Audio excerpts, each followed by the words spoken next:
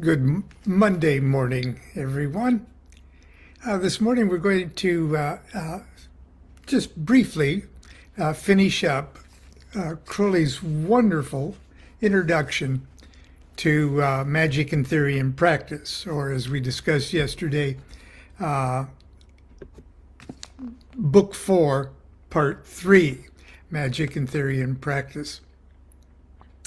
Now, he gives a series of statements, postulate theorems, about the definition of magic in that little introduction.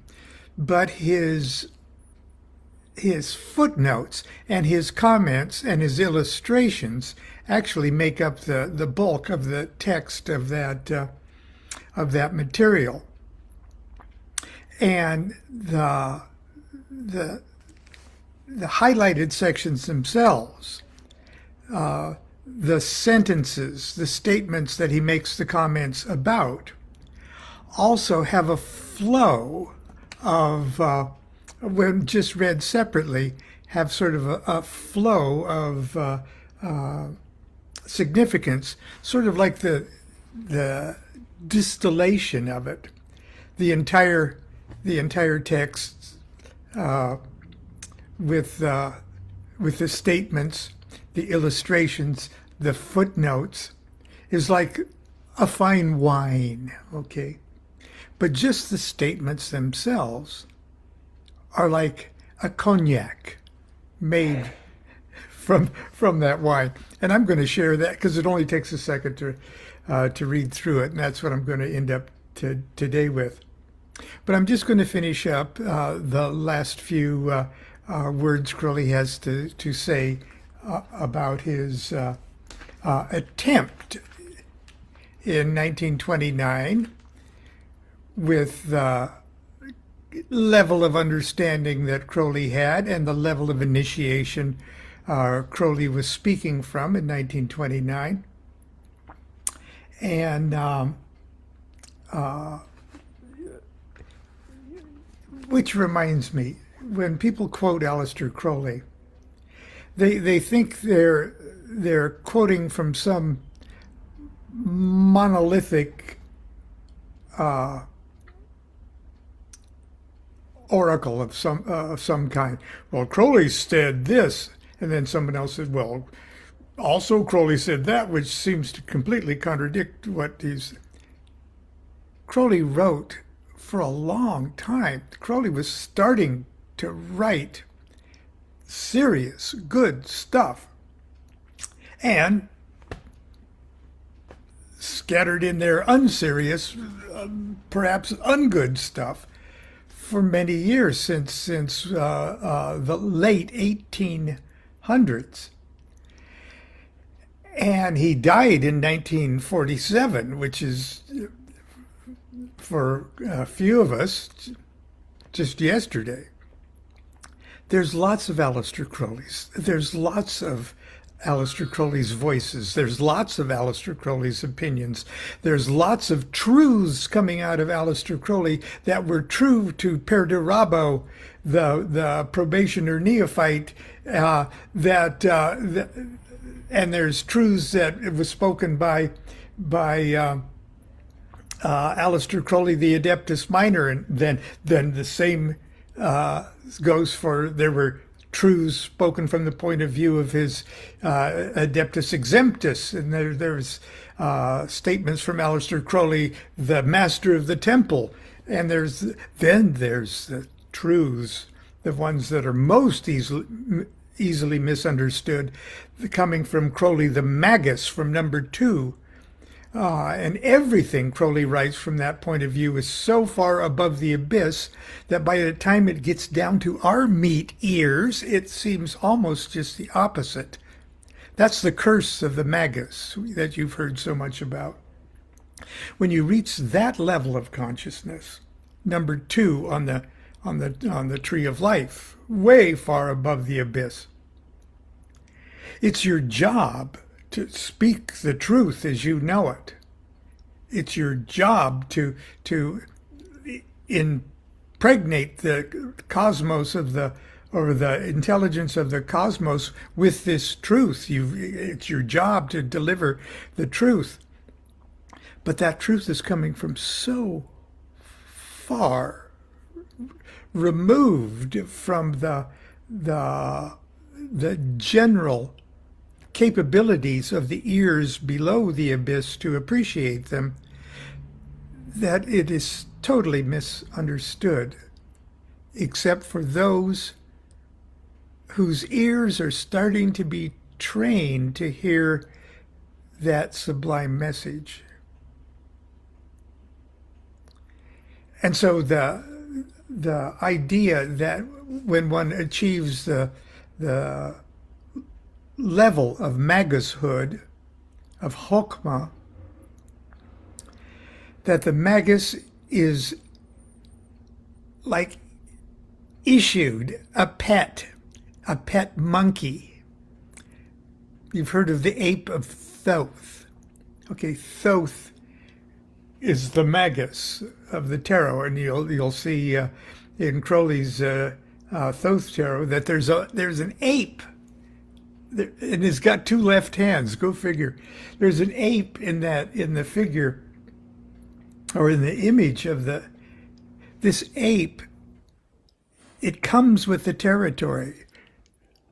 The graduation committee of the cosmos says, okay, you're now a magus.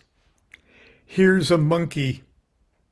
And this monkey is going to twist everything you say, is going to turn it so that by the time it comes through the abyss, you got to really be pretty ready for the message in order to hear it. Because at first it's going to sound absolutely batshit crazy. But anyway, I digress. I'm going to finish up where we left off yesterday. It's just 2 pages more. This is what my final pages look like in my book. I got those are the titles of all of Crowley's mottos as he climbed up the tree of life. See the one where he became magus to Megatherian. Okay.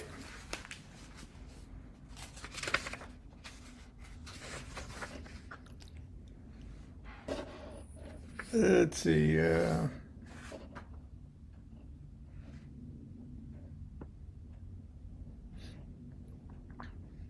The essence of magic is simple enough in all conscience.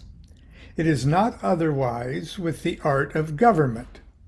The aim is simply prosperity, but the theory is tangled and the practice beset with briars.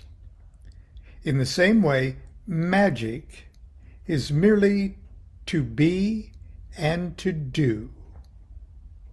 And I should add, to suffer. For magic is a verb, and it is part of the training to use the passive voice.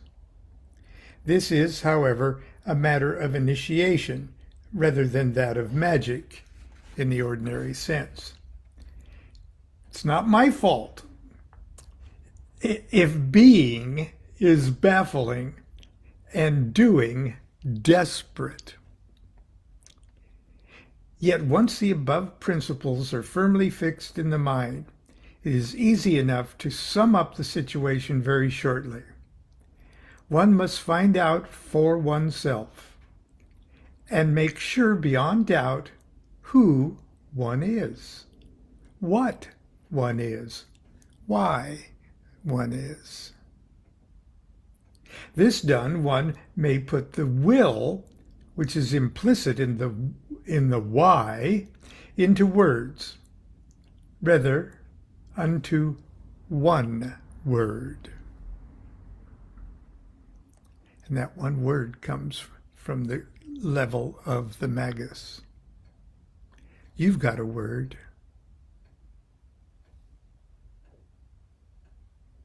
you'll find it. And you'll have no choice but to utter it. Being thus conscious, that was a digression, excuse me. Being thus conscious of the proper course to pursue, the next thing is to understand the conditions necessary to following it out. After that, one must eliminate from oneself every element alien or hostile to succeed, and develop those parts of oneself which are especially needed to control the aforesaid conditions. Let's make an analogy. A nation must become aware of its own character before it can be said to exist. From that knowledge, it must divine its destiny. It must then consider the political conditions of the world, how other countries may help it or hinder it. It must then destroy in itself any elements discordant with its destiny. Lastly, it must develop in itself those qualities which will enable it to combat successfully the external conditions which threaten to oppose its purpose. We have had a recent example, and we're talking in 1929 here.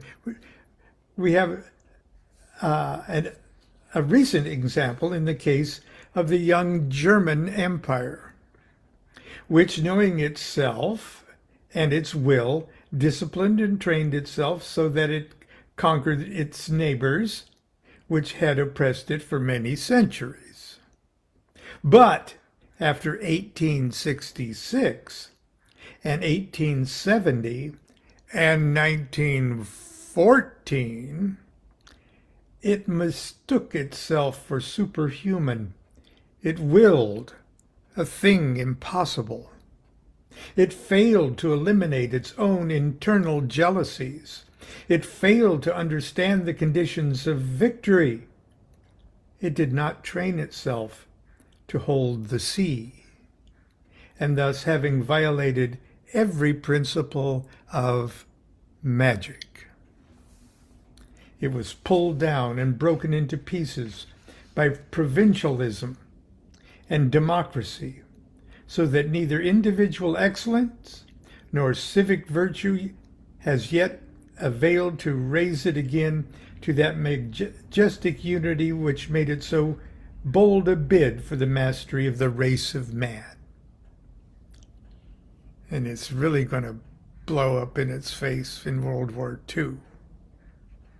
The sincere student will discover behind the symbolic technicalities of this book a practical method of making himself a magician.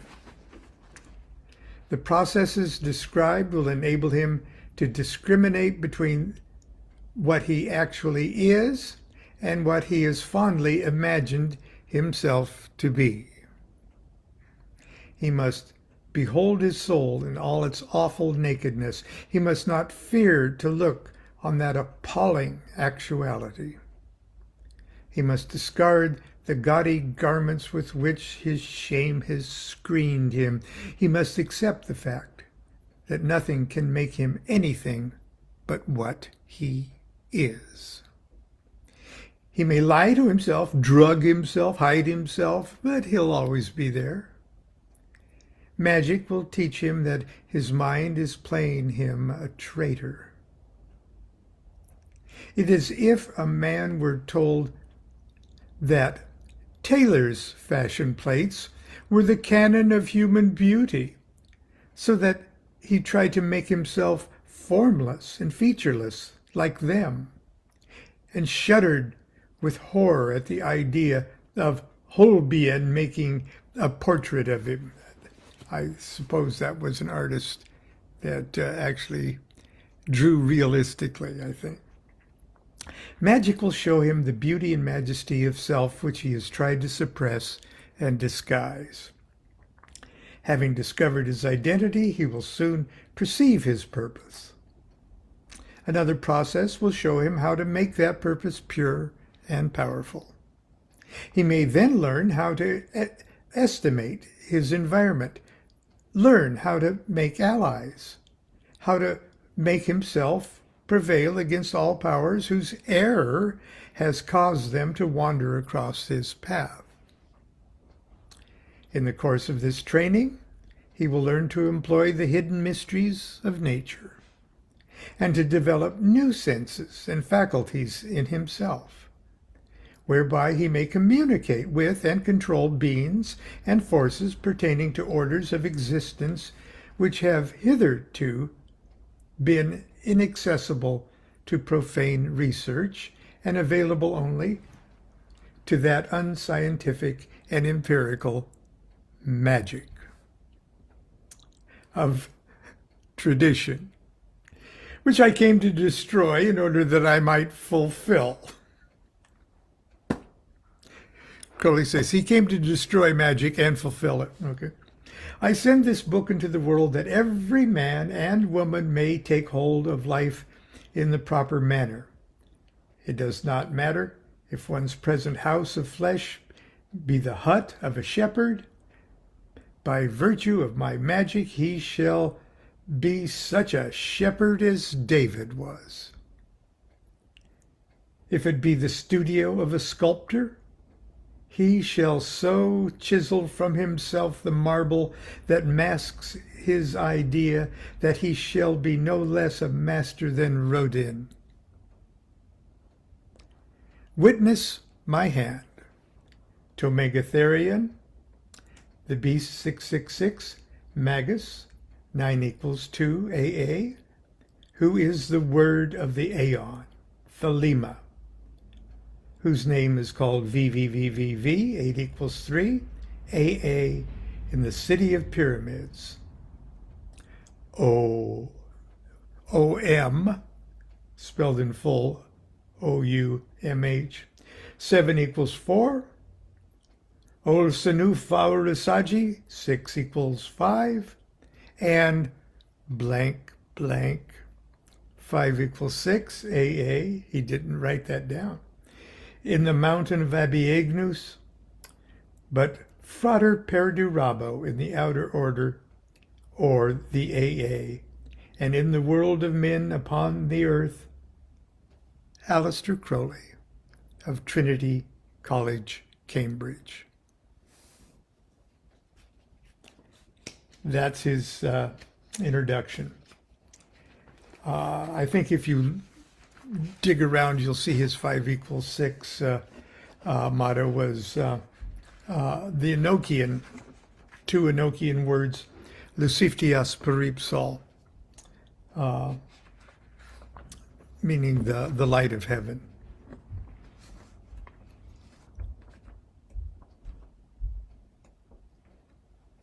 You know, I've gone completely over my time already. I'm just going to just review the definition and the postulate. And we'll leave it up to you to look up the theorems. Crowley said, as a definition, magic is the science and art of causing change to occur in conformity with will. And the postulate is, any required change may be effected by the application of the proper kind and degree of force in the proper manner through the proper medium to the proper object. I know that doesn't sound very magical, but it's as magical as you can get. Anyway, that's our little trip through the opening words of Magic and Theory and Practice. If you don't have one, try to find one. As you can see, it becomes a well-worn old friend.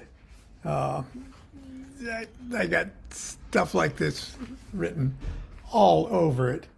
And I tell you, it didn't start to make that much sense to me until I started writing all of that shit in the margins I go, oh, that's what I should have seen at first. Okay, until tomorrow, continue to be good to yourself and be good to each other. Do what thou wilt shall be the whole of the law. Love is the law. Love under will.